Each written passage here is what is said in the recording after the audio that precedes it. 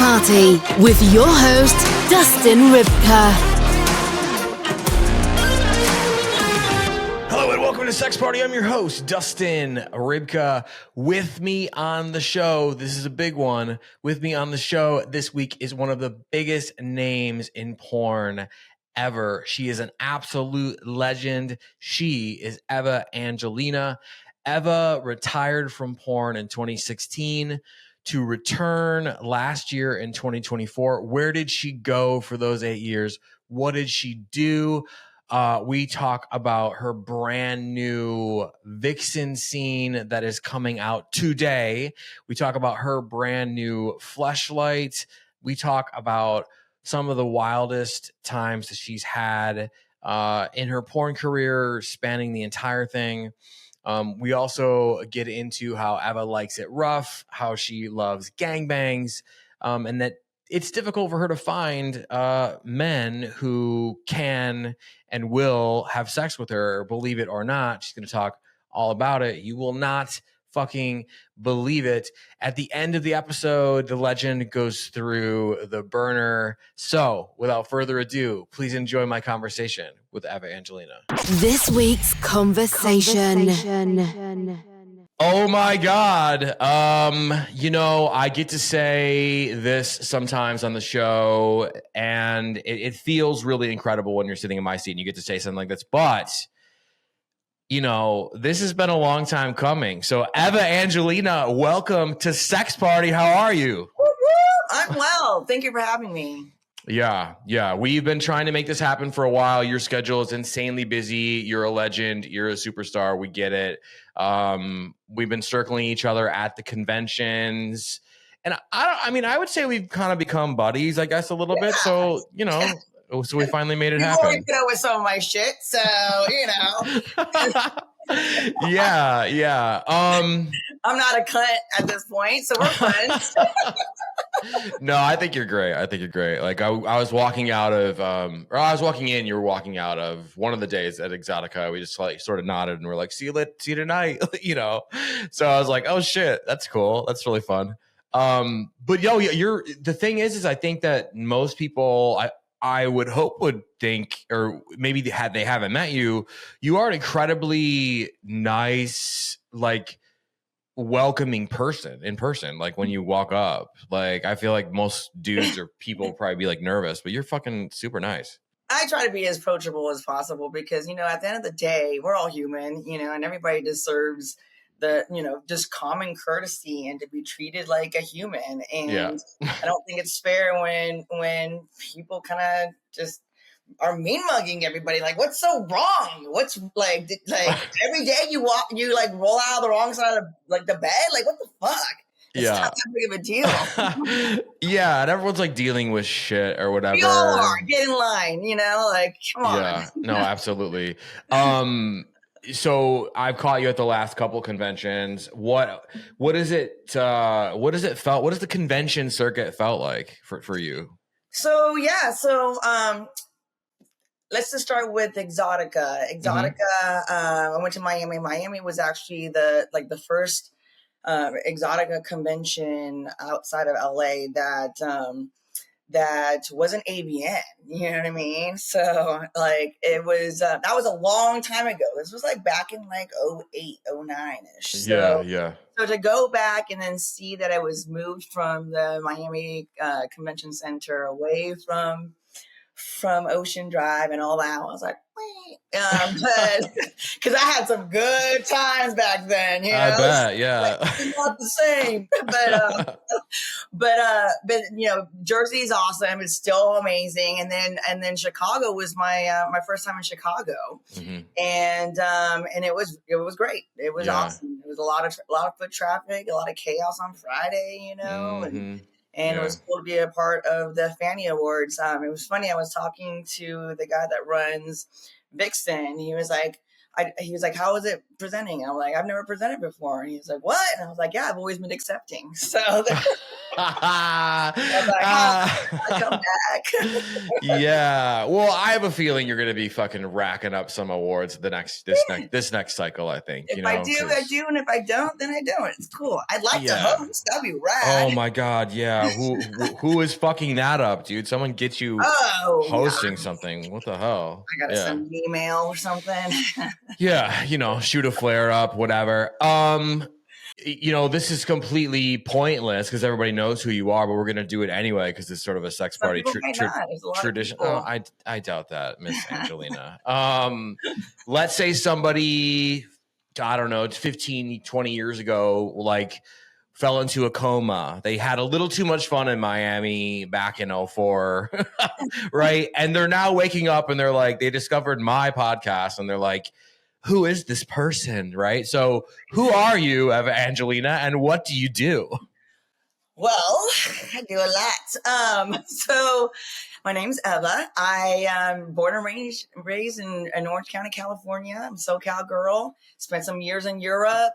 Just joined the adult industry when I was 18, fresh off the bus. Had a great experience. Although in 2016, I decided that I was going to sell real estate and do that solely. And then 2 years after that, I had like this epiphany when the Las Vegas mass shooting happened. Actually, that was in 2017, but I was trying to figure out how I can get involved after that. I had this undeniable urge to be first on scene. And, just watching all the Snapchats and everything that was going on, I was like, what? I need to be there. How can I be there? So then that's when I became a firefighter. I started the process and got my EMT, my fire certs, and then my paramedic certification. So, and then I did that for 3 years. And then, I had this come to Jesus with a couple of my fire girlfriends, and they're like, what are you doing? Like, literally, you have the winning lottery ticket in your hand and you won't cash out because of OnlyFans and all that. I'm like, I want to do this. Like, what? Like, but seriously, like, what the fuck? And I was like, maybe you're right. And then stuff with my family started happening, and they started to require a lot more money. So I kind of fell into place, and I hit up my old publicist who now runs Vixen. And he was like, let me get a contract together. I was like, what? Really? So now I'm exclusive with Vixen as well. So yeah, they were waiting for that call. I think everyone was waiting for that call. I mean, they were waiting, but I don't think people realized that it was going to happen because I was pretty set in being my firefighter paramedic. Like I was also part of the light tech rescue teams and a hazmat medic and swiftwater technician, rescue technician. And I had acquired a lot of skill sets, and I was pretty determined on staying, and, shit happens. So here I am again. You're back. Yeah, you're fucking back in the industry. I mean, what does it feel like? We're going to jump back to some of the things you said, though, because I think I love the story and I don't know it all. And so I'm excited to hear what happened during your absence. But what does it feel like to be back in the adult industry after how long? 8 years. Okay. So what's it feel like to be back? So it's a whole nother animal now. I feel like I'm the new cat in town, and everything's fucking different. Like Instagram before was just my digital photo album, there was no monetization and all this other nonsense algorithm. Nobody cared about an algorithm, and now it's like the means to everything. I'm like, what the fuck? What's happening here? So there's that. And then there's the lingo's even changed. Now there's, collabs and content creators. I'm like, what? We've been doing this shit. Like, why do we have to change names and stuff?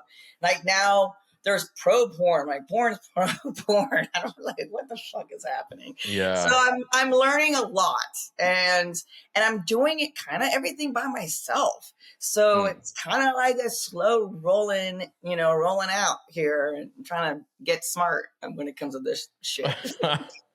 Yeah. Well, it does feel like it all happened if you got out in 2016, I mean, OnlyFans just steamrolled like right in there, and then Instagram did its thing. So, well, I had an OnlyFans up until 2018, and then when I really started getting serious with Fire, I was like, take it down.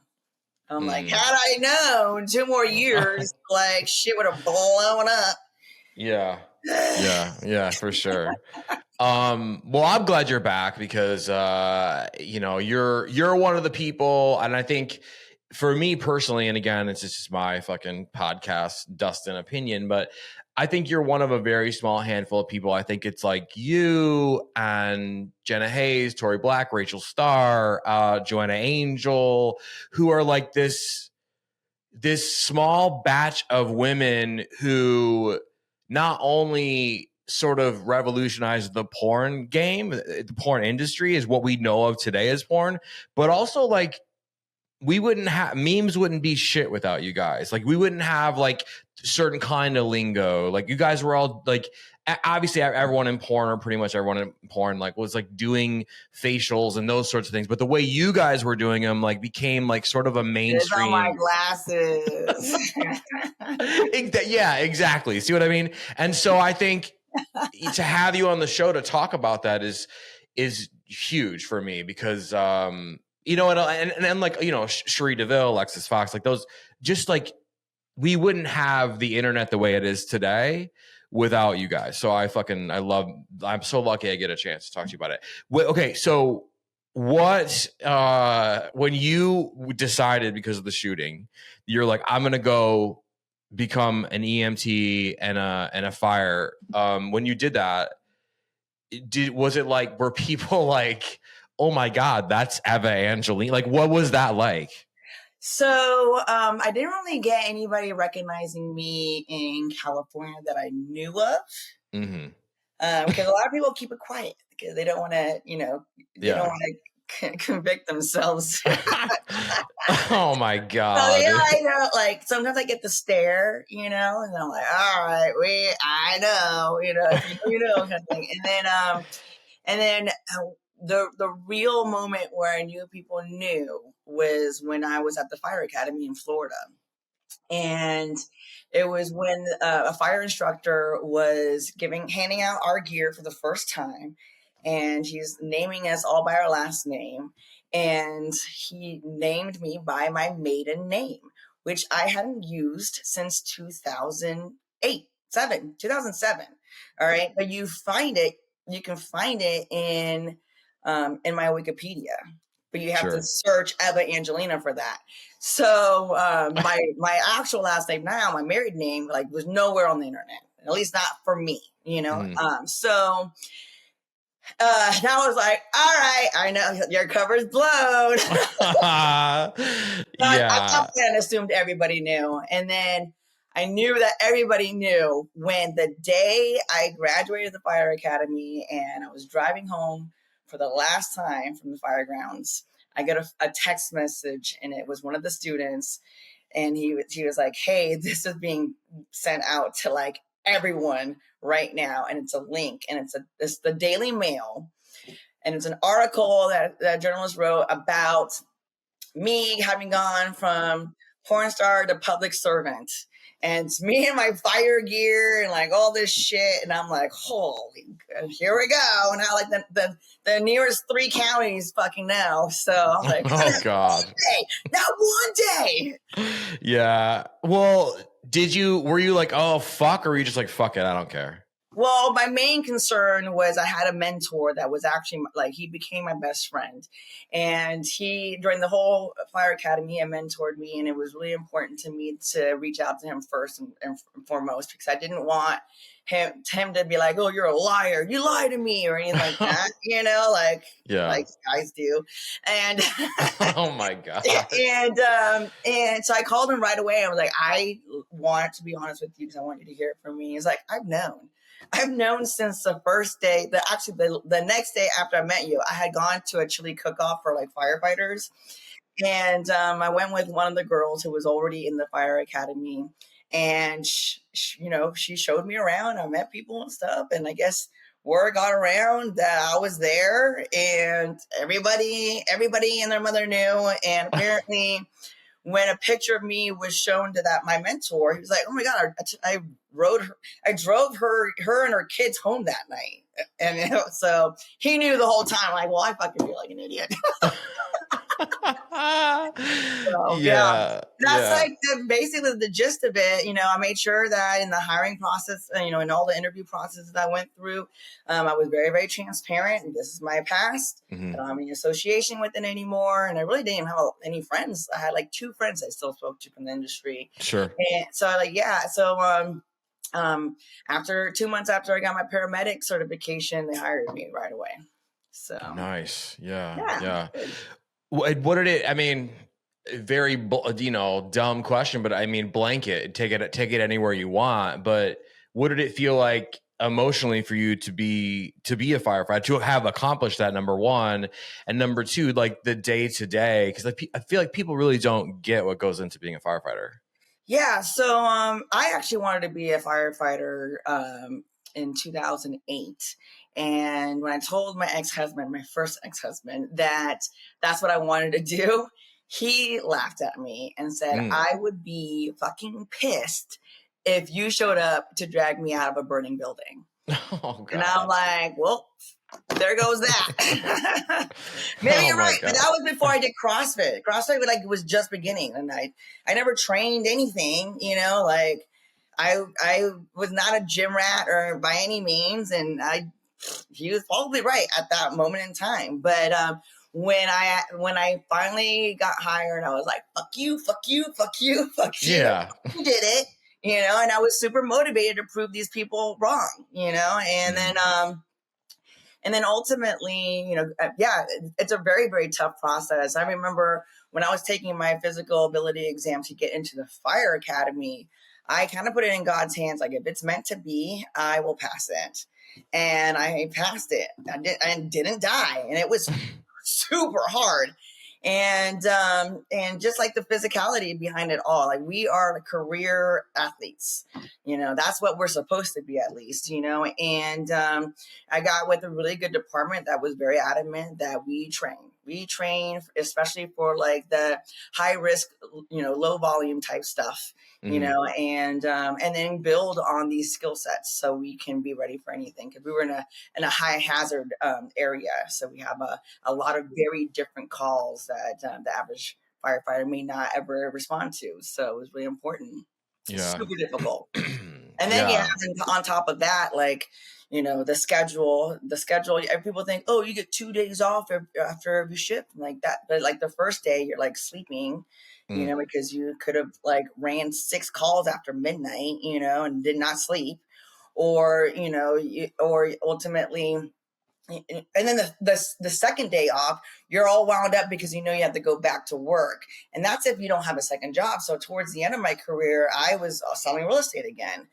And that was important to me because, I went from, I was experiencing everybody's worst day, and I wanted to be a part of people's best day also. Oh, okay. That balance, Yeah.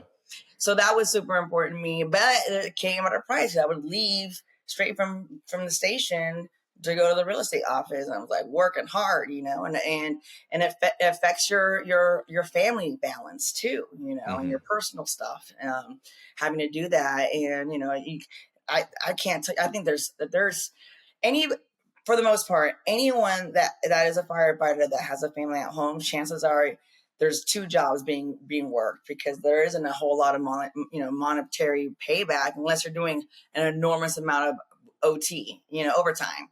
So, or you get mandated and you have to you're forced to do overtime and stuff like that. And it's just like, it's really hard because you miss holidays and you miss birthdays, and you're owned. Yeah. Yeah, for sure. I mean, were you seeing a lot of action, or was it a lot of cats and trees, or this person stuck in the? I've saved a bird stuck in a tree before, and I saved a donkey. Okay, using some high angle rescue techniques, saved a donkey from being stuck in this muddy canal, and Cecile, she had been stuck overnight, and she was very, very, very tired and on her way out. So we saved her, and we got cookies for a week. It was awesome. So like great stuff like that, you know, that's always like a great moment, you know, so. Right. And then were there any like really hardcore like blowout fires you had to deal with too? Yeah, we had a scrap metal yard fire that lasted 20 hours. Yikes. And that was just from when I was on duty. Then they had to relieve us, and then the next shift took over. So that was intense, and I've never had 20 hours fly by so quickly. I bet. Yeah. We were busy like the whole time. Yeah. So it was intense. And then, you know, a lot of motor vehicle accidents. Like one of my first, like most serious vehicle accidents, we had to cut out a girl out of the car who was already dead. And just seeing her body mangled and everything, I was like, oh shit, this is really happening. But it was intense, especially because we later found out that she was celebrating her 21st birthday, and she was a sheriff officer's daughter. Yikes. Ooh. Yeah. Yeah. Low blows right on that one. Well, I mean, it's interesting because I feel like you were always and still are pushing in porn. You're always pushing the limits. At least this is the way I sort of see it. You're always you're always doing like the hardcore shit when the hardcore shit was like maybe not as popular, but you sort of made it popular. So you're always kind of like adrenaline, yes, going for it. You know, a lot of like the fucking DPs and gangbangs and like I said, facials and all the wild shit. The more the merrier. Like seriously, yeah. Like, why hold out? Like, what are you waiting for, people? Exactly, right. But then you go, you stop the porn stuff, and then you go and do this other adrenaline fueled thing. So I mean, that's got to be part of it. You know why?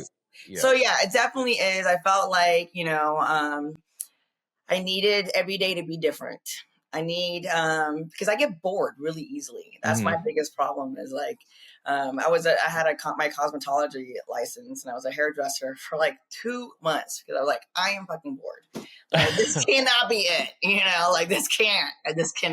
So, you know, even now I'm like working towards my pre-med requisites. I'm going to go to med school and become an emergency medicine doctor because I love chaos. Like, so wait, you're going to be a doctor too? That's what I'm planning on. Yeah. So Eva Angelina does it all, I think is the name. It's the name of the episode title here. What the fuck? Literally. That is incredible. I mean, I feel like I just got a scoop. You know. Yeah, I mean, not a lot of people know that. Not a lot of people know that. Holy shit. I'm almost done with 1 degree in emergency medical services, and I just have this summer, and then I just have to do a bunch of math and sciences, and then pre-med or medical school, here I come. So. Oh god damn, congratulations. Someone's gonna be like laid out and like halfway out of it, and you're gonna come in with a clipboard and they're gonna be like, I've seen this before. Is this a porn? Am I in a porn? Did I die and go into a porn heaven? Like, what's going on? What I did when I started the fire service was I actually made my look super butch. Okay, like there's no way she's not a dyke. Okay, yeah. Because I just didn't want the wives to feel infuriated by me. I didn't want anyone to ever have to worry about me and their husband being in a station overnight and all this shit, because I'm jaded. I don't need a man. Okay. Yeah. Like I choose to be with magic, but like there's not a whole lot of magical men out there. At least now that I found. So yeah, for sure. It's definitely a hard thing, I think, dating now sucks. Oh yeah, it's so bad. Yeah. If I wasn't in the relationship I'm in now, I wouldn't be in a relationship because it's so much easier being alone. Oh yeah, I totally agree with you there. Okay, so 2016, and we'll get into some of the fucking wild, horny shit. But I wanted to set the table because I think that's a really beautiful thing, and right.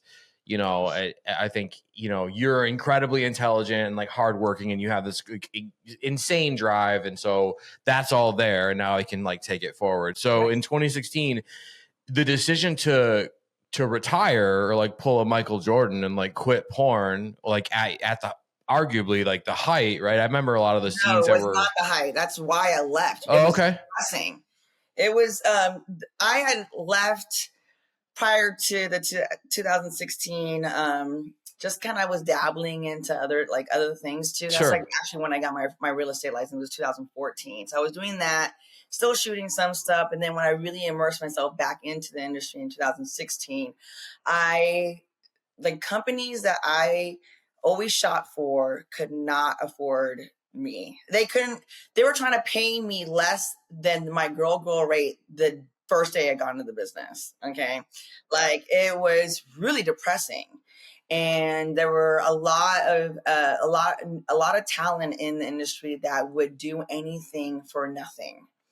And there was like this black cloud that was really fucking sad. And I felt like, being in the industry when it was thriving and then seeing it like really take some serious hits with like the free porn piracy sites and all that stuff, I was like I can do other things. Sure, yeah. Like I know my worth, and I'm not going to do this for pennies, So yeah.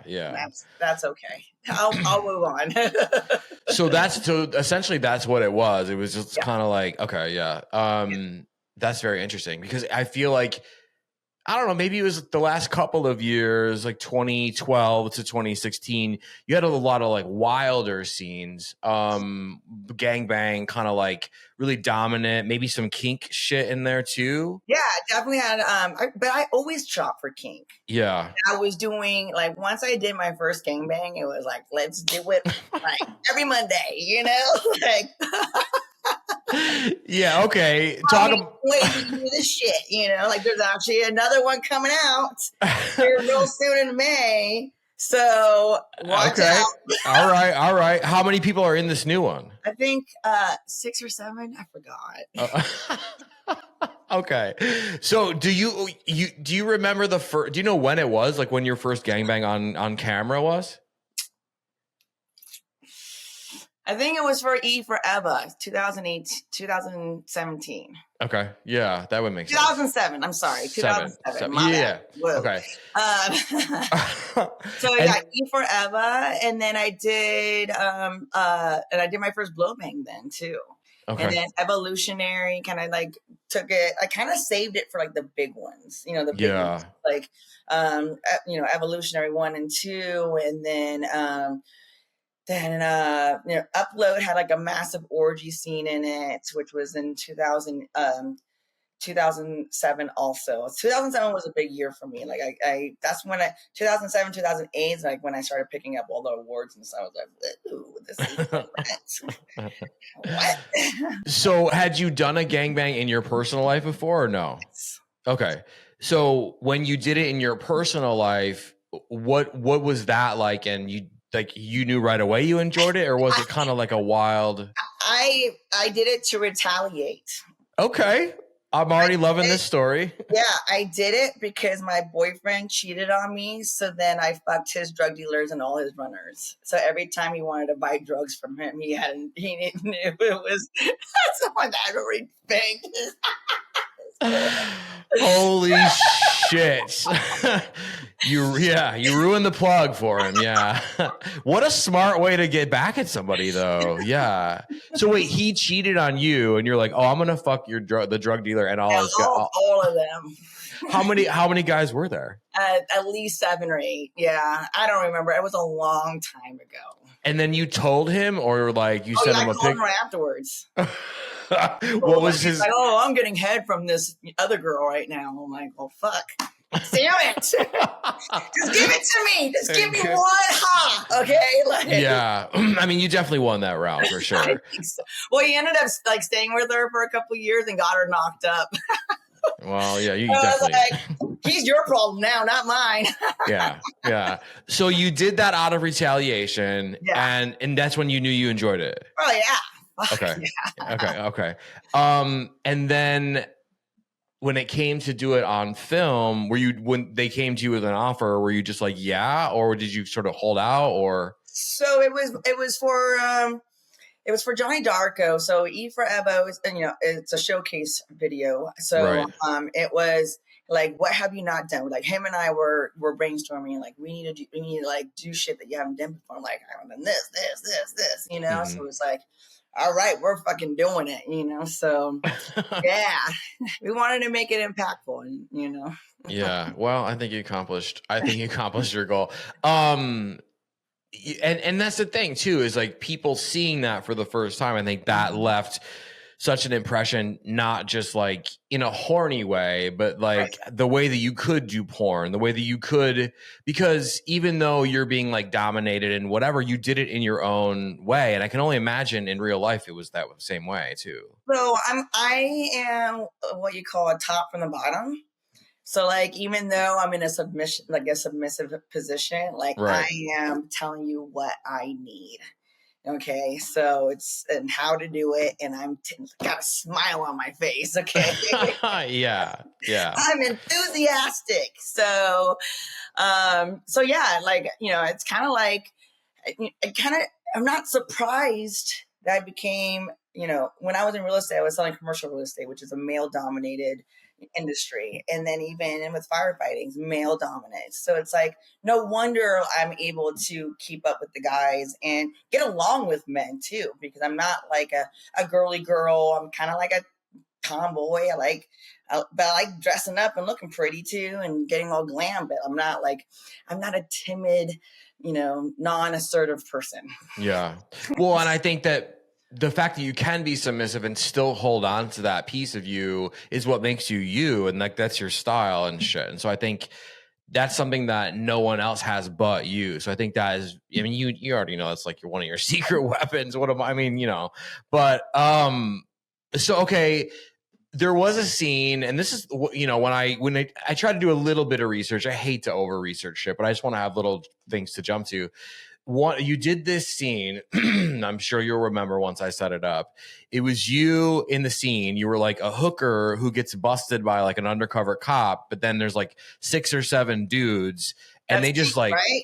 they just like fuck the shit out of you, right? Yeah. So, okay, so that scene, it plays so real. So like, I mean, was that just something that you went into it and you were, because it seems like you were in character, but you were also kind of like, I don't know that people were ready for something that felt that real. And so that scene was like massively successful. You're talking to Best Actress of the Year 2008, okay? Okay. Yeah. In reality, like, it really helps when you're like in this crazy armory building. You're in this massive room, okay? With like massive, like people may never step in a room this big, and in their whole lives. And, you know, when you're in the environment, it's kind of, and you're dressed like your character, and you kind of, you kind of have a little bit of experience, you know? So it's like, it's not hard to get into that character, you know, and then play with it. And I always like to kind of just say things throughout the scene, like whatever comes in my head at that any given moment, that follows into the setup, you know. And it really kind of, I got into it, and it was a late night shoot, and I was down. I was hungry, and then even on top of that, my boyfriend at the time, all he wanted was for me to get gangbanged, and I set it up.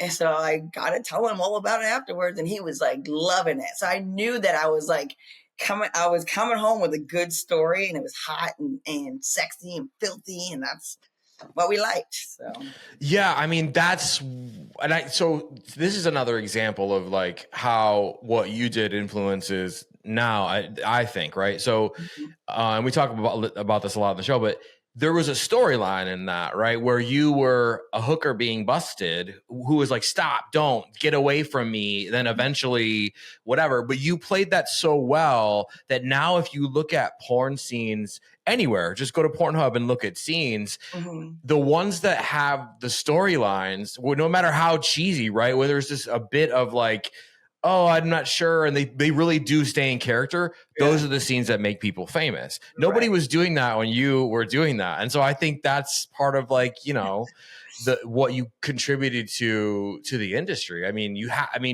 do realize, you got to realize that. So So just to put some stuff in perspective. So when the first time I ever shot for Brazzers, it was when it was a one-man show, and they were shooting out of a hotel. So I was a part of the evolution of Brazzers when it became, and mind you, at that time, it was like a bad thing to be an internet girl. There was like like DVD girls, like movie girls, or internet girls. And if you were an internet girl, you're like, ooh, you're an internet girl, you know? And I'm like, well, fuck you, you know? Like, watch what happens. So then when internet blew up, and Brazzers blew up, I was already ahead of the game. Like, I already had like several scenes with them, and we were already in characters playing the cable guy and the plumber and all that, and, you know, like shit. I even did Big Sausage Pizza. Okay, like that. Yeah, that is old as dirt. All right.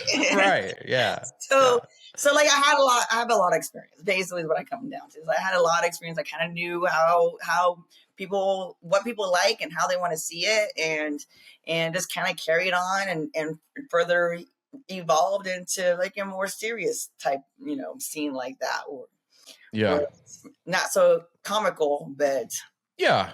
you know, no, totally. Yeah, and people have taken that further, like the Pure Taboo and like a lot of the stuff Adult Time does, and even like Team Skeet, even though it's like corny setup, it like still works because there's this character kind of thing, but yet they just think fantasy. Yeah, it's fantasy. You know, like you would all. It doesn't matter if you're male or female. We all want to fuck the pool guy, or the pool guy you always want to see the pool guy get fucked by a fucking hot chick. All right, like underdog. yeah, absolutely. While the husband's at work, like a success story, you know. It really is. We're all rooting for the pool guy, really. Yeah. Okay, and so the other thing too, now that we're talking about this, is like you're able to get into character, and then in your scenes, it's like I feel like you are, and again, please correct me where I'm wrong, because God knows, right? It seems like you aren't afraid to tell a guy to come on your face, or actually look like you're enjoying it, or like actually have an orgasm yourself. And I think a lot of people, it's hard for them to do those things on camera. Okay, I am here for selfish reasons. Okay, I got into the business because I was already going to do it anyways. Okay, just not with the camera. I wasn't going to be in a controlled environment, and I wasn't going to be doing it with people who are tested. I was already going to be doing it anyways for free. Right. So like, yeah, fucking do it. Where else are you going to come? You know, like, why are you not happy? Okay, you're literally getting dick right now. Like right. Good dick. It's gonna be at least 40 minutes long. All right, like it's not gonna be a 2-pump chump kind of situation. This is great. Yeah, it's pro dick. It's pro dick in a controlled environment. Yeah. Like we're all safe now. I gotta do this looking like super sexified with hair and makeup and cool wardrobe, and like I'm a sex goddess. Rawr, you know, like let's do this shit. So okay, and I guess either or, like personal, or I guess, I mean, it sounds like it's all this at this point. It sounds like it's all the same to you, but like there's no difference, guys. Like Eva is Nicole, Nicole is Eva. Like, let's be real. Yeah, and we fucking love it, right? So where do you prefer a guy to come on your face, or a cream pie, or where do you prefer it? Okay, so that's your number one, is cream pie. Yeah, because I want to walk around with it dripping down my legs. so like first gangbang drug dealer guys, they all cream pied you, or they came on you, or was it a mix? No, it was on me. Okay. Yeah. Okay. So cream pie and then facials is like second favorite, or facials? Yeah. All my glasses.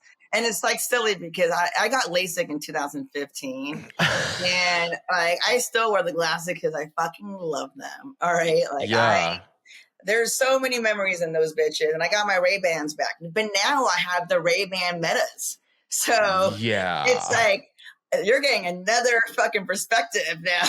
Fuck yeah, for real. I need to watch it later from my point of view. Like, come on. So about you guys. Are you doing that for OnlyFans? Not yet. I just got it at Exotica. I went to the outlet store, the outlet shopping area, and I picked one up. Actually, yeah, you were wearing those, I think, during when I waved to you or whatever on the way in. Oh my God, yeah. That's so fucking rad. I have a vision for those babies. Yeah, see, I can't wait to see what you do with those. To you, in your whole career, what year did you start originally? 2003. Okay, so from 2003 until now, and again, whatever you choose or think, what are your most memorable, wildest like scenes that come to mind when you think of your career? And right now, I'm buying you time to think by just chatting. I already got one. All right, well, let's hear it. Let's hear it. Okay, so it was for Upload. And we were shooting the softcore for a boy, girl scene with Sandra Romaine and Evan Stone. And I remember they fucking demolished me. And I thought to myself, how am I going to get through the hardcore? You know, it was insane. And people will never see that because, you know, softcore was shot for cable. Like, they don't have that, like, none of that anymore, you know? So, yeah. So that shit was insane. Like, I was like barely able to breathe. It was nuts. So it was a guy and a girl just dominating the fuck out of you. Oh, like they fucked through me. Okay, like I was literally like I might as well not have been a living person because I was gonna fucking die soon enough. It was crazy. It was nuts. And then gosh, so many, honestly. There was one scene, it was a blow bang for E is for Eva, and we did a pickup scene. Like it was the intro of the scene where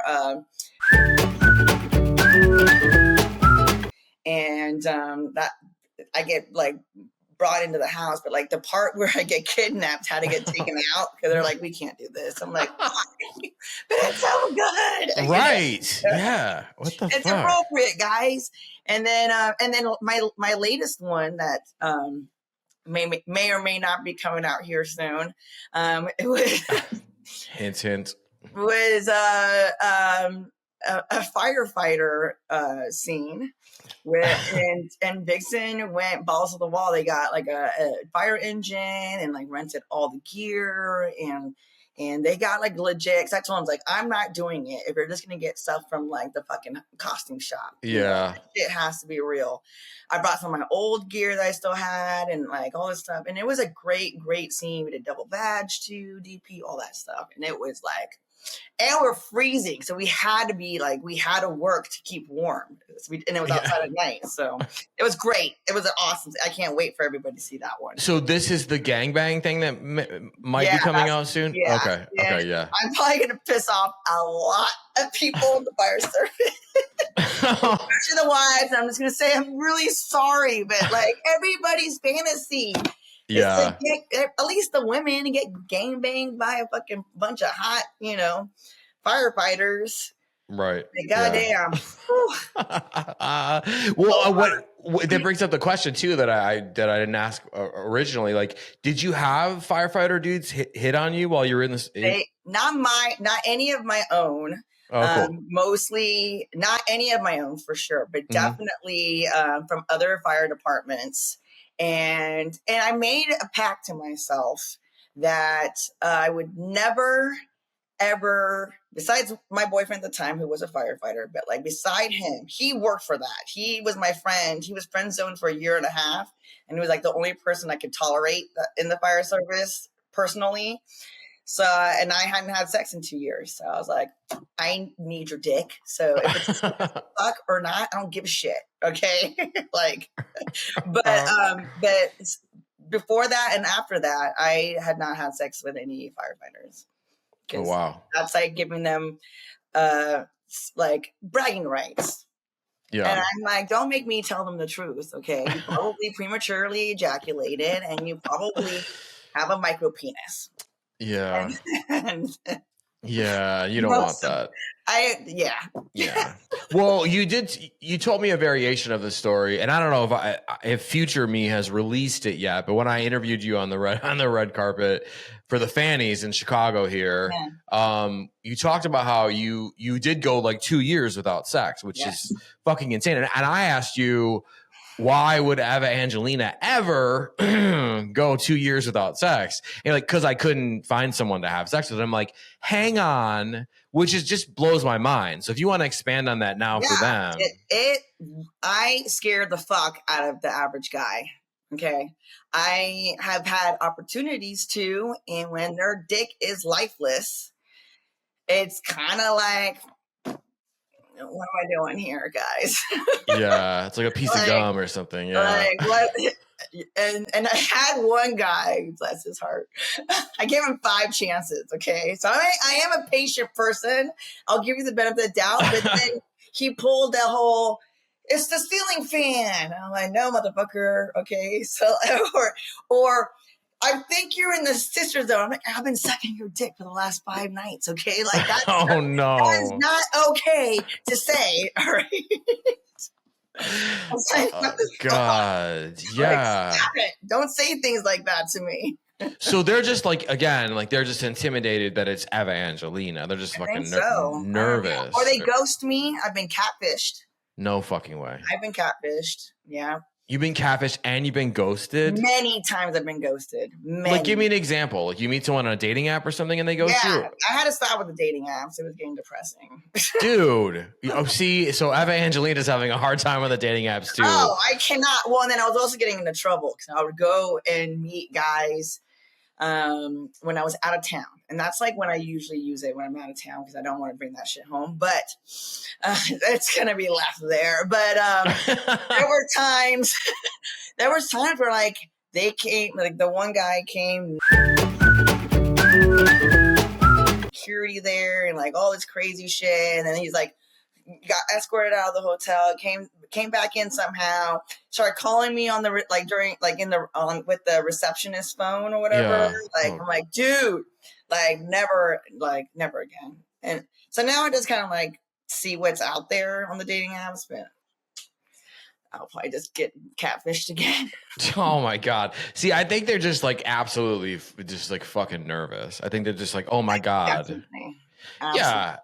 I think people like to think like they like the fantasy of talking with me and chatting and all this shit. But then when it comes down to, you know, it's time to shine, brother, let's do this shit. And it's like,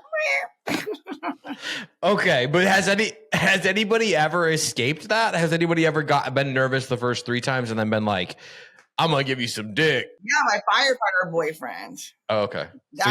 Yeah, he that was the mentor guy. So he was a little shy the first couple times, and then it was fine, you know. It was for normal sex, you know. So yeah, for normal sex. Yeah, it was very vanilla. I can't. I'm like, this cannot be the end of my sex life. So okay. And you said this to me too, like I think in one of the other times I've interviewed you, just like at the convention, but that you almost, and again, correct me where I'm wrong, I don't want to put words in your mouth, but that you almost prefer porn sex because that's the only like time you can get it hard and fucking crazy. I don't have sex. I don't know what it is about where I live, or I don't know what the fuck. Oh no! But I can't get rid of the itch. Like I literally, it's never enough out here, and I feel more satiated when I have porn sex. Yeah, that makes total sense actually.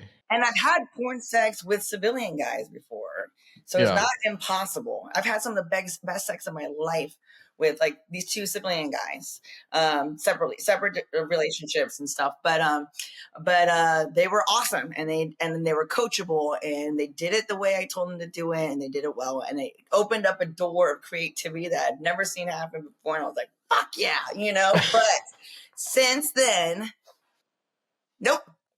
Crickets. Man, god damn shit. That is so like that's so sad. It's so depressing. I know. I'm like, kill me now. No, Vixen doesn't shoot me enough. I'm like, I'm used to like shooting 30 days out of the month. Okay. And I'm like waiting at the phone to hear from Vixen. It's like, just shoot me. So did you tell them that? Like, hey, I have a really high sex drive. in Chicago, I begged the guy that runs Vixen. I'm like, you need to shoot. I can't do this. I need you to shoot me more. Because it's been 4 months. I've shot 7 scenes for them, but it's been 4 months since I've shot for them. Oh, so now I'm shit. like, this is the thing. I will have like a week in LA to shoot. And it's like all the big scenes, multiple people. And then something, I don't know what gets released into the atmosphere at home, but leading up to that week in LA, all of a sudden I have every fucking dude banging on my door. And I'm like, all right, well, I just had like 2 months worth of sex in 10 days. Okay. I'm like, but like, I want it to be spread out, like I want like consistency. Yeah. Well, I can't believe there's like not a better app for it. I mean, there's some wild shit but it's all those apps are hard, man. They're like, it's just a fucking. I think it brings the worst of people too. When it's like someone like me who's got like very specific things that I like, it kind of brings out the weirdos. So. Okay. I gotta just like meet like people organically and then just teach them. When you say, and again, only share what you want, but this is your episode. When you say specific things that you like, what are we talking about? So I'm a masochist. Okay. All right. So I like,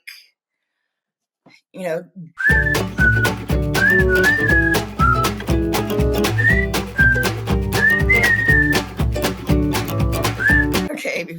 So, and it's like, and I like, for instance, so I like my, yeah. And, I can have an orgasm that way.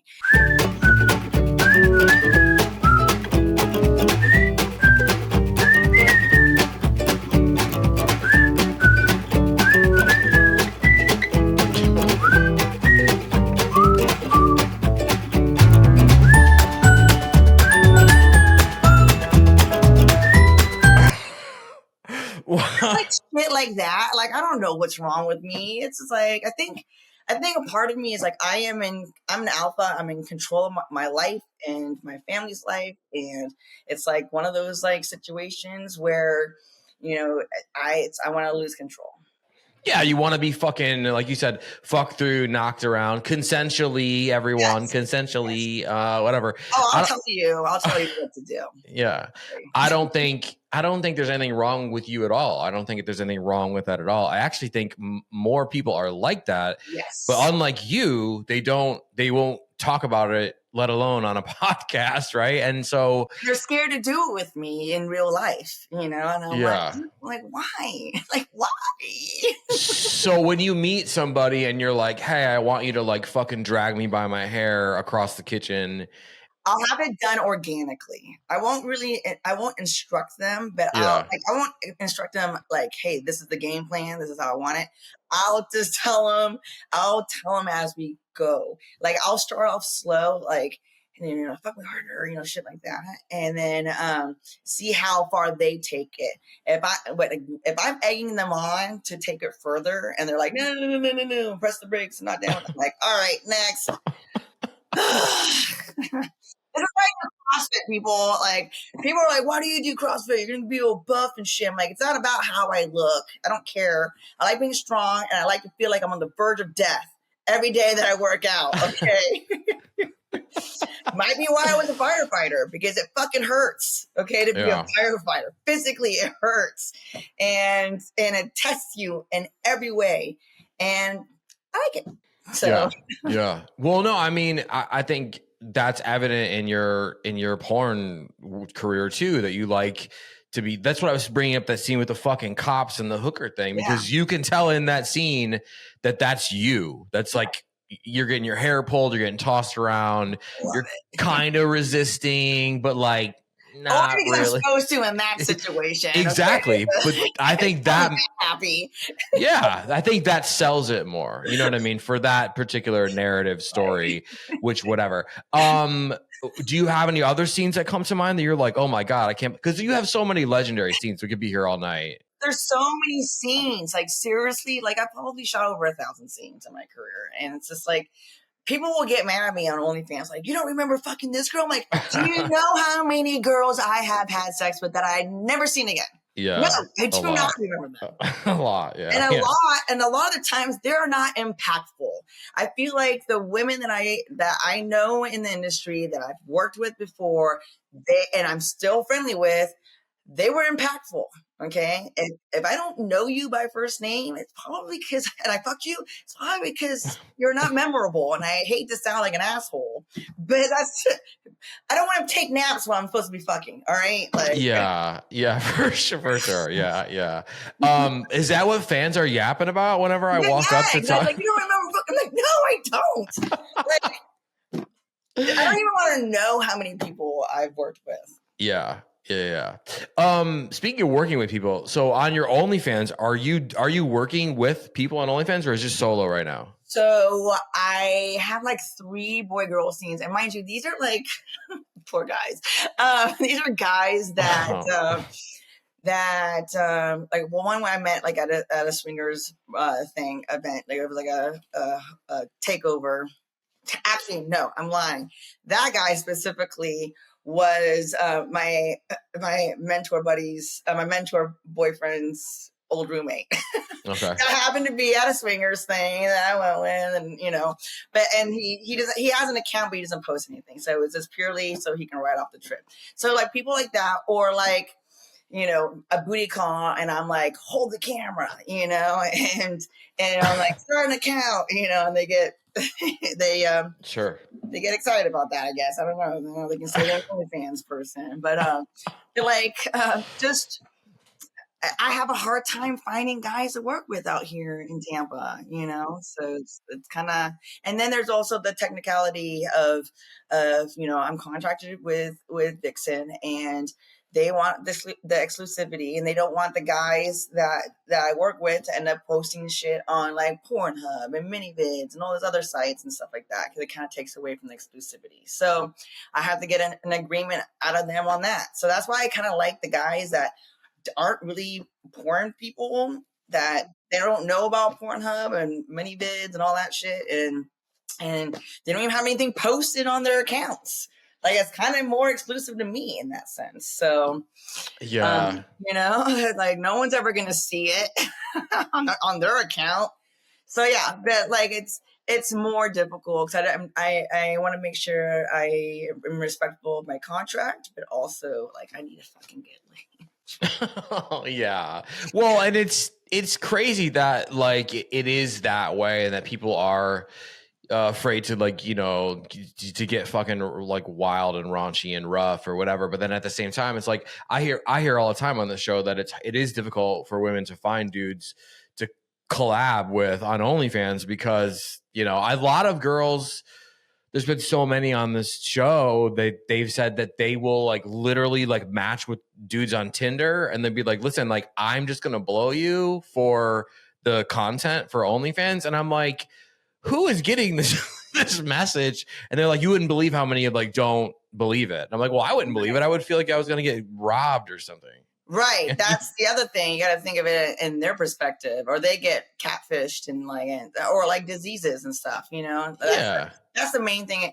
It's really hard to get like a normal civilian person to be like, get tested here, A lot of times either they don't want to know the results, or they think there's something wrong with it, or they're scared to go to the performers, the creators testing clinic or something. They'd rather go to their regular doctors. And I'm like, they can do it at home now, and I won't plug the product because I work for them, but they can. Can I plug them? Yeah, go ahead. Pro 13 bitches. Yeah. You fucking order. Go to prodxhealth.com, order a kit, then you can have sex with whoever you like. Easy peasy. Yeah, it's super good. Yeah. No, and you get your shit fast, and it's all. I mean, why'd that take so long to fucking invent that? Jesus Christ. Because I don't want to piss people off, but yeah, whatever. Anyway. Yeah. Next. Yeah, for sure. Yeah. I mean, so you mentioned going to swingers things. Like, I would think that would be your next move, is to go to like more sex parties and play parties and swingers. So are you doing that regularly or no? I've kind of just started doing that again. I did it back in the day out in LA, and I didn't really know where. And it like, and this is the thing, like I was trying to be Miss Goody Two Shoes when I was a firefighter, and keeping shit vanilla and like tone it down. Like trying to be a civilian now, and which is really fucking hard, but I think I was very, very successful at toning it down, but there was like a major sacrifice involved. So now that I'm not involved with this fire service anymore, and they all know I'm back in the business, I don't really give a shit if another firefighter sees me at a swingers party, Yeah. And like, I know there are some firefighters that are involved in the scene, but it doesn't matter to me because it's for sure, not relevant anymore. So. Well, I feel like there's some good clubs and like stuff that happens in that area. Tampa, Miami. There's Secrets. There's what is it called? I don't know if that's the one. Like, there's several. There's like Trapeze. There's some fucking other shit. I don't know. I have this one guy friend, the one that I went with to Jamaica, who's like really involved in the scene, in the lifestyle. He goes stag, and he's got like all the hookups on where to go and who to meet and all that kind of stuff. So I might have to do some recruiting. Yeah, I think so. I think that's your next.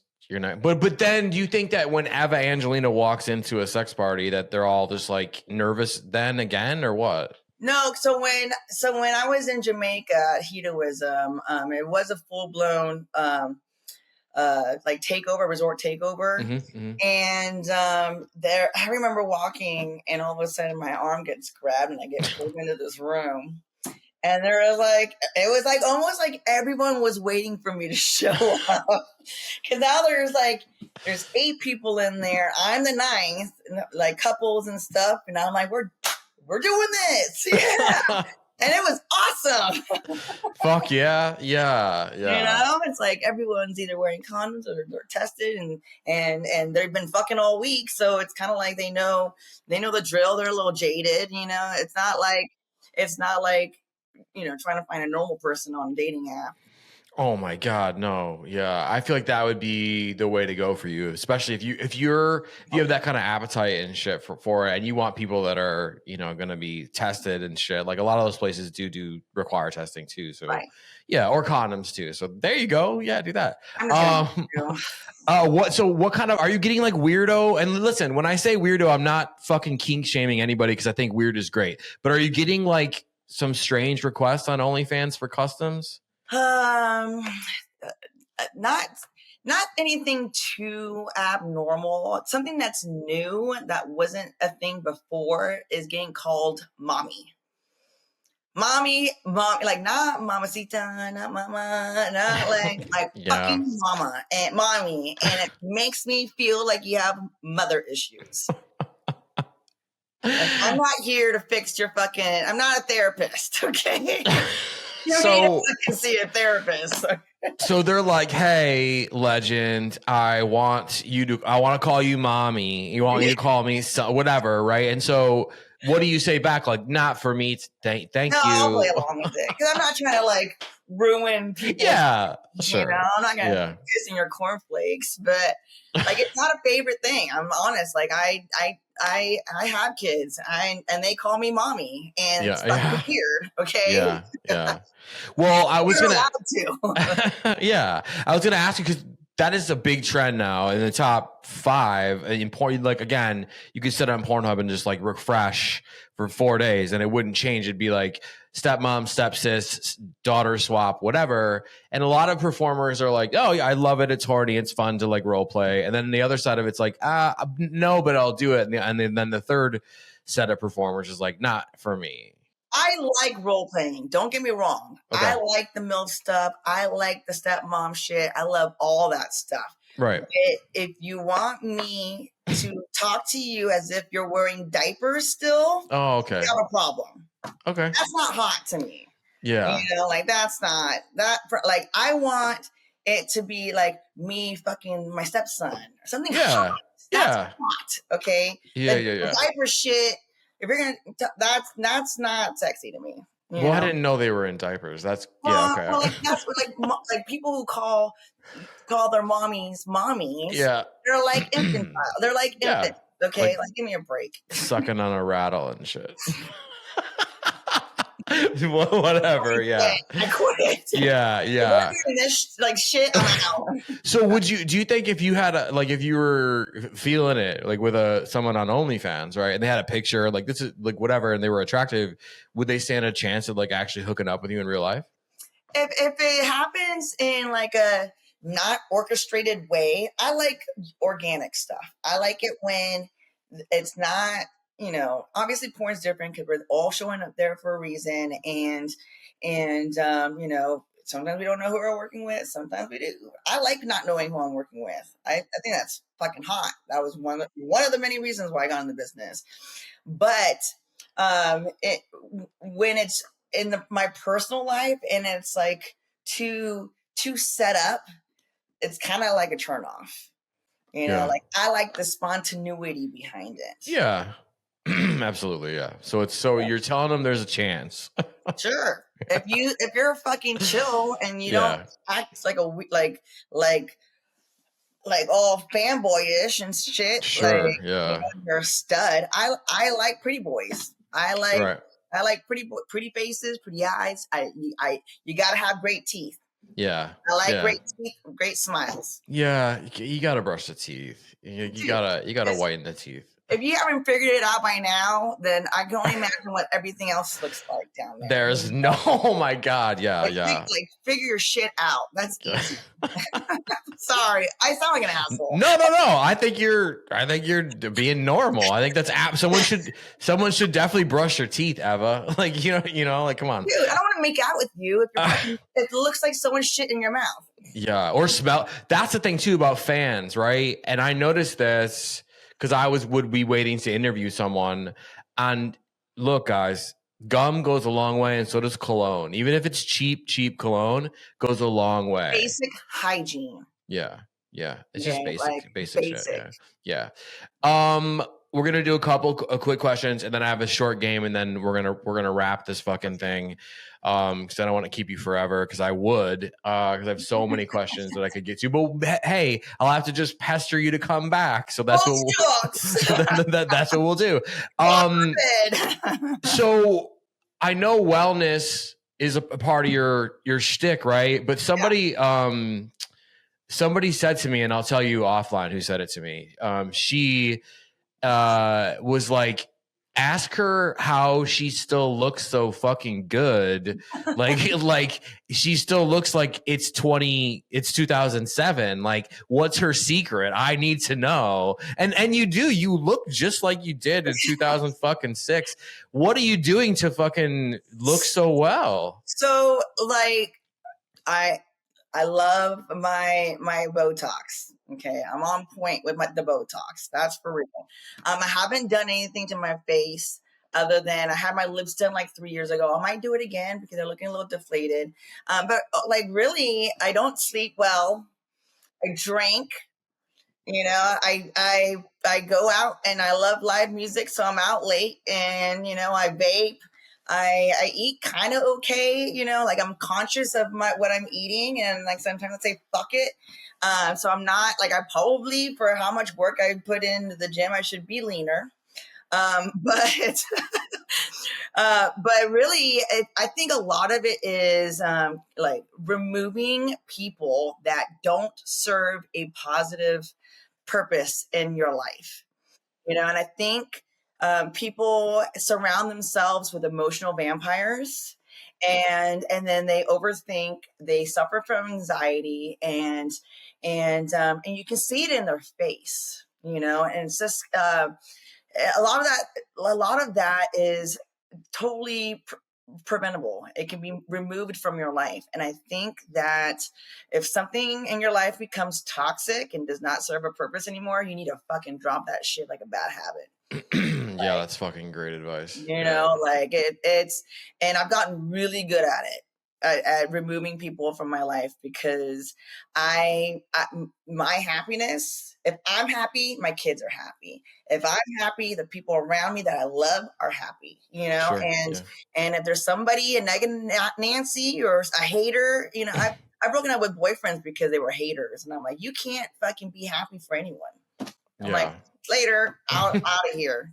For real. Because they'll never be able to make them happy. They're always got something to say. I'm like, no. Yeah.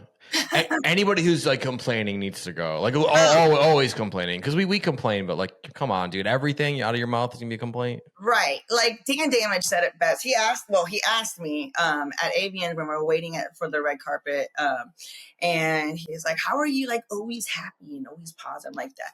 To not be happy and to not be positive, that's a fucking choice." And you got to remember, like, since being a firefighter, like, I've seen what real work looks like. Okay. I've seen what real bad days look like, and shit that is out of these people's control. And then I see the self-induced shit too. And I know that shit can be way worse. So I worry about the things I can control, and I don't worry about the things I can't. Yeah, no, that's fucking amazing. Is there something that you have not done in your entire porn career that you want to do? Well, you probably. I can't film it. It's not legal. Okay. Can we allude to what it is? Well, I'll just to clarify, I'll tell you what it is so it doesn't sound like I'm a pedophile or something crazy, okay? Yeah. So basically, because otherwise people think all crazy shit. Oh, yeah. It is. I'm like, okay, I'll just say it for that purpose. But like, for the longest time, and actually, I was forced to share this story on a live radio show back in the day. And after the story was shared, porn girls were banned from ever being on the radio station because it was live. And oh, wow. Basically, it's always been a dream of mine to, on camera, get gang banged, but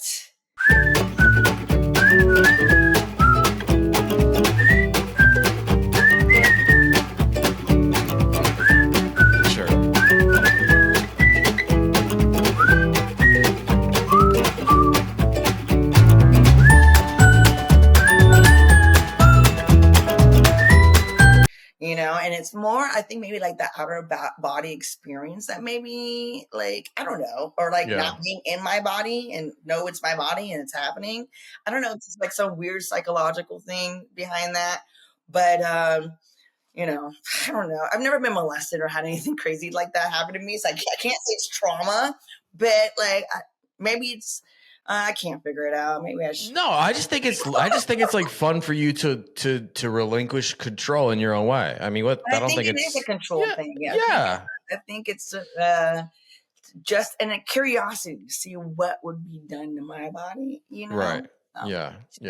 Well, that's what happened. Not for real, at least. Well, maybe in your private life or something. I don't know. Like, oh yeah, you probably are one of those girlfriends where, like, when you're dating someone, you're like, "Hey, after I fall asleep, just go for it." Yes, I love sleepy sex. Yeah, my girlfriend's the same way. She's like, "Just do it." I'm like, "Don't ask. Don't wait for me to wake up. Wake me up." Exactly. You're a legend, and since I have you here, I have to ask and take as long as you want, whatever, right? But let's just say there's a woman who wants to get in to OnlyFans, porn, all the things, right? You have more experience and are so well rounded with this whole industry, but also kind of like see like where it's gone and whatever. Like, what advice would you give to someone who wants to get in the porn game? So I'm going to be really honest, because I had to deal with it coming back and starting my social media from zero, like at zero, and on all platforms. And I would highly recommend figuring out a niche and grow your social media. to the point where you're going viral, or you have like 100,000, like a minimum at least 100,000 followers. And then also, don't wait to start shooting content during that time where you're growing. I would say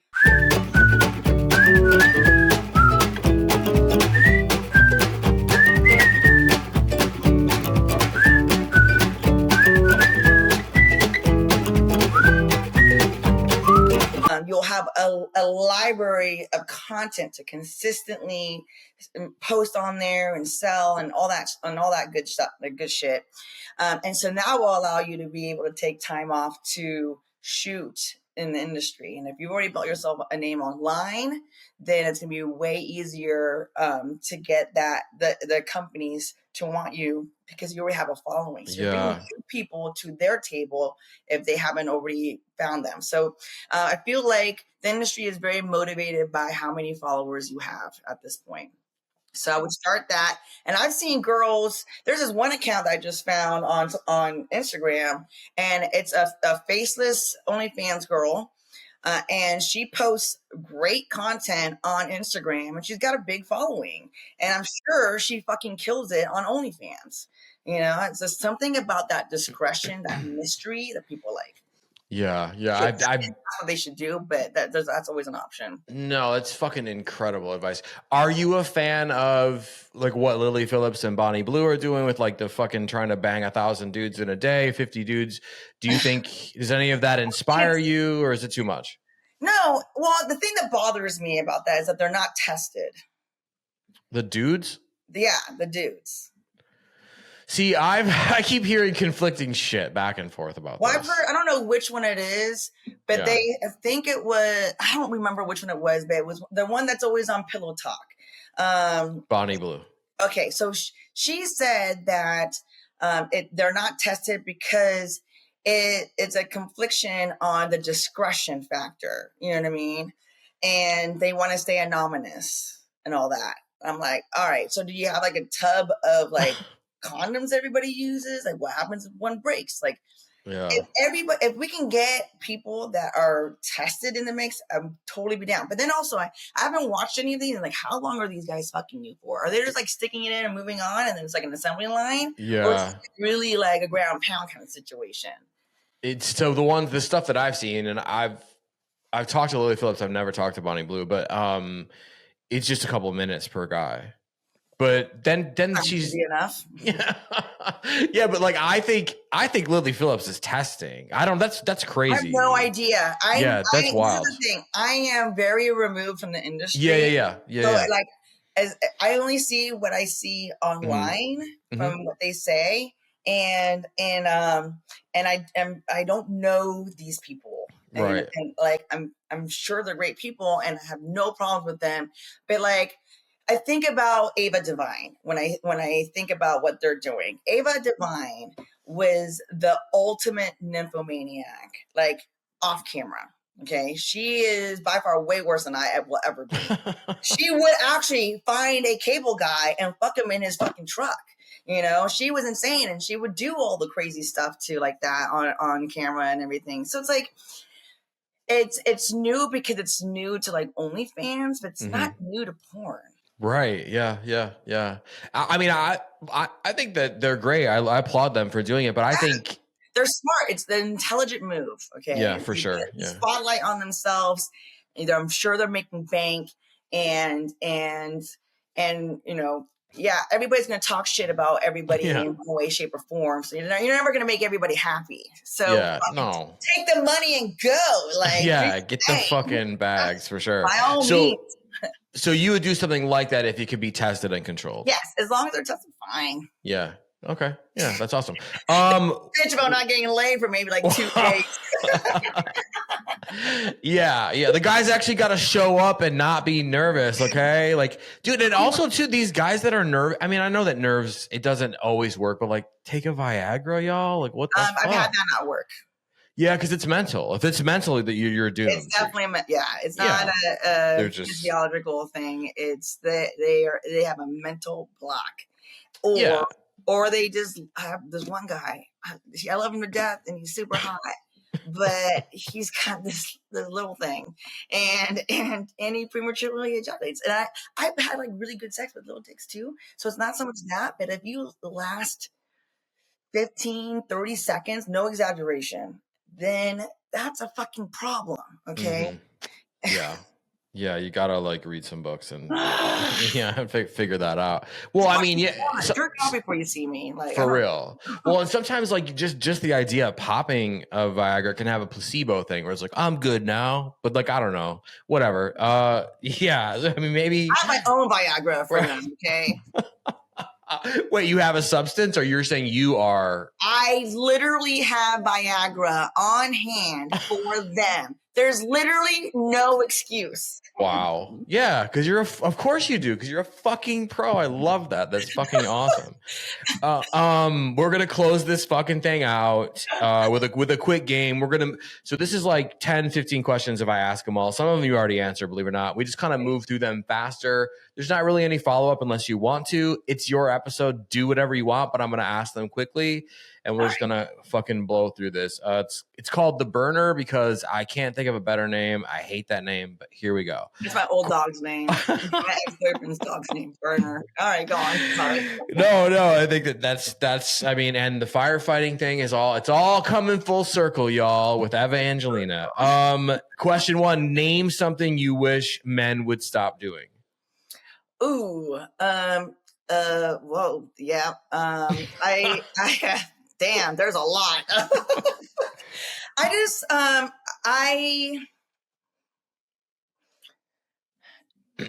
God damn. What's the first thing that comes to mind? I hate when guys catcall. You know, I hate when guys are disrespectful, you know, like, unless you've been disrespectful to them. I'm all about treating people like humans, you know? Yeah. So That's a great answer. Okay. Name something you wish women would stop doing. The same shit. Okay. You know? Name something you wish you would stop doing. The same shit. No, okay. So then I wish I would stop vaping. I hate vaping. I do the nicotine pouches too, and the vape. I just want no more shit in my lungs. I'd be a better fucking CrossFitter and annoy myself. You kind of already answered this question, but take another stab at it if you want. A short, horny story from a sex party you attended. Oh, yeah. There's that one. And then, shit. It wasn't. I did have this one sex story, or I was at a swingers party, and it was like one of those exclusive ones where you have to be referred by people, and they're all like celebrities and stuff like that. Like think of like Eyes Wide Shut. All right. Okay. Yeah. And it's like up in Beverly Hills. It's a masquerade party and everything, and I started fucking my dude at the time, like in front of everybody. It's cool, and there's like all these beautiful people. It was New Year's Eve, and I remember once it hit New Year's Eve and the ball drops. All the beautiful people left, and then all the trashy hookers showed up. And I'm like, this party complete, and they were working girls. They're like looking for someone with money, and I'm like this changed. So I ended up leaving that shit show and went to hang out with a bunch of our poor friends because they were the normal ones. Like, wow. what? Yeah.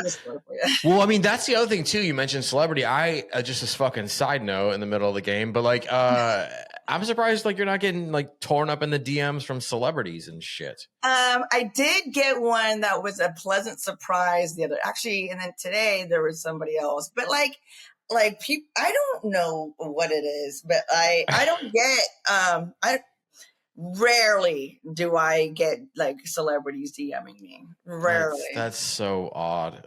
So and maybe because it's like a new account and they just don't know that I'm around. I don't know. Whatever. I mean, they're all gonna flood in there now. Favorite guilty pleasure does not have to be sexual. Guilty pleasure. Yep. A guilty pleasure. Well, it's gonna have to be mushrooms. Okay. Yeah. I'm a big psychedelic person. I think it's made me more intelligent. I fucking love that, and I will ask you a question once we're done recording about it, because so there's definitely something I want to ask you. For the mushroom plug, no. Name a person alive or dead. You can hang out with them, you can have sex with them. The catch is that you only get them for 24 hours, so they ban. Love that answer. Yes, Backstreet Boys or NSYNC? Backstreet Boys. Spice Girls or Pussycat Dolls? Pussycat Dolls. Do you have a crazy strip club story? Because I know you used to do that circuit too, and just Oh my god! If not, dude, so much shit. Yeah, I bet. Lots. Yeah. Okay. I'll just put this one out there. It wasn't me dancing. Actually, it was me and a group of girls. They were not in the industry. And we dropped a bunch of acid and we went to a Vegas strip club and we were there until 9 a.m. And it was literally we were so fucking rowdy and like taking away from the house girls. They escorted us out. Like they're like, you guys are too hot and you're just reeking of sex. Like we were like sexual beings to the max, like bitches in heat. And they're like, you gotta go. You're like pissing off the house girls. That's fucking awesome. Especially in Vegas. That's a hard thing to do. Yeah. It's crazy. Favorite comfort movie or show? Do you watch something just to take your mind off anything? Favorite? It depends on what my mood is. So like if I want a good cry, I'll watch What Dreams May Come with Robin Williams. Mm-hmm. Super good. Or I'll watch, I like to watch, I like action movies. So I like any of the Marvel movies, like the older ones. Or like if I really have a lot of time on my hands, I'll just go through the sequence in actual order, not by release date, of the story of all the Marvel characters and stuff. Love that. And then I pretty much like any scary movie. I like blood and gore and slasher movies and this fucked up shit and stuff that's visually stimulating. So and a good soundtrack. I love True Romance. That's a favorite movie of mine. Any Tarantino movie is favorite. Like I'm a movie junkie, so me too. Yeah, we'll have to compare notes. Most used app on your phone. I'm gonna say I'm highly expressive. If you can't notice, no, I love it. I'm gonna say Instagram is probably my most used. Okay. And then I kind of switch between. I kind of go through a rotation. Like I always check my OnlyFans. I've just started going on Minx a lot to do like more video calls and stuff like that. Mm-hmm. And then I really like, honestly, it's it's those social media. And then I do go on a lot on like CapCut for editing, and then I do a lot of Pandora. I'm an old school Pandora fan. So I can't get into the Spotify shit. I'm loyal to Pandora. Okay. I mean, they could sponsor you. They got all that money. So there you go. Flaming hot or probably not. So are you into like spicy snacks and shit or no? No, I like the sweet. Okay. I like this. I have a sweet tooth. Best kind of music to bang to. Oh, I'm EDM all the way. Okay, we love that. Yeah. You don't have to say who it is, but say something to one of your exes. It could be anything you want. Just make a statement. Give me my money. Okay, all right. Final question. Do you have a fake Instagram, or are you just looking at everybody's shit from yours? No, I have a one, and then I have a personal one. Yeah. Okay. So and they all kind of like have different algorithms, so I see different stuff on each. Yeah. Yeah. Eva Angelina, the legend herself. Thank you so much for being on Sex Party with me. It was a fucking pleasure. It's my honor to have you on. Let's tell these party going sons of bitches not only where they can find you on social and make sure they're liking and following everything, but more importantly, where they can find you on OnlyFans, Loyal Fans, Fansly, wherever you are, and just dump out like baskets of cash all over you. All right. So the one-stop shop for all the platforms I am on, anywhere from like OnlyFans to my YouTube channel. You can find it on EvaAngelinaOfficial.com. And I make sure you get my fleshlight. We just relaunched it. So my fleshlight is like new pussy, new asshole, and, it's a whole new ball game. Yeah, it's a whole new ball game. So and it's all like different textures inside and everything, and it's all inspired by the fire service. So being a firefighter, so like the names of them are all. That's awesome as fuck. Moldering. So if they go to evaangelina.com, they can find all the places to spend money on you, and they can find the fleshlight. EvaAngelinaOfficial.com. Okay, EvaAngelinaOfficial. They wanted $20,000 for my actual domain name. I'm like, nope. Dude, yeah, because some asshole fucking bought it and is fucking sitting on it. Yeah, you've been amazing. Thank you so much for doing this. I can't wait to have you back. So we'll start the pestering. I'll give you some time to chill, and then I'll start pestering you again. Hey, I'm available next month. I'm trying to stay home a little bit more. Sure. Summer and the kids are home and everything. So yeah, to, yeah, and get my workout in. Yeah. Thank you so much for being here. Thank you. Huge thank you to my guest, the absolute legend herself, Eva Angelina. If you're loving Eva, make sure you go and check out everything she is doing. Go buy her new fleshlight. Go subscribe to her OnlyFans, her loyal fans, all of her stuff. Spend a bunch of money with her. Enjoy yourself. Follow her on social. Like everything.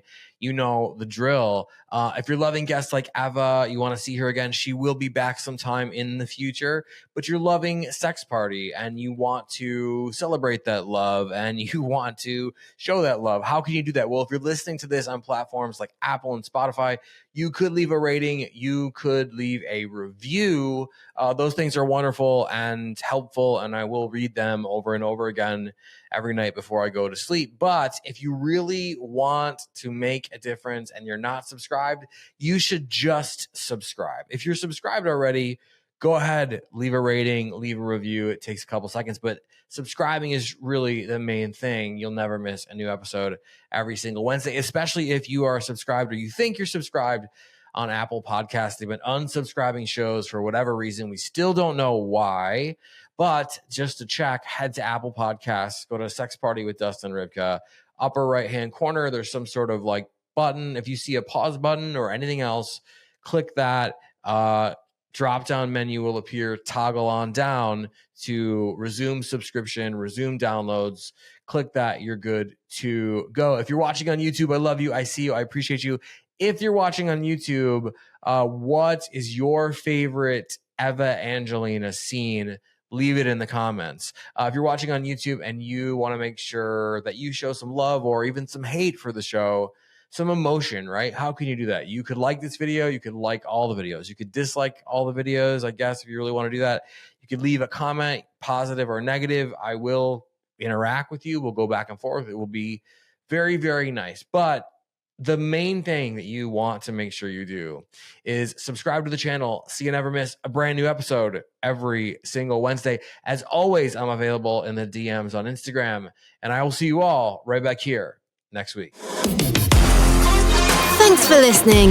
The party continues next week. Click subscribe and let's make this a regular thing. Follow the show on Instagram and Twitter @SexPartyFM. Follow Dustin @DustinRybka.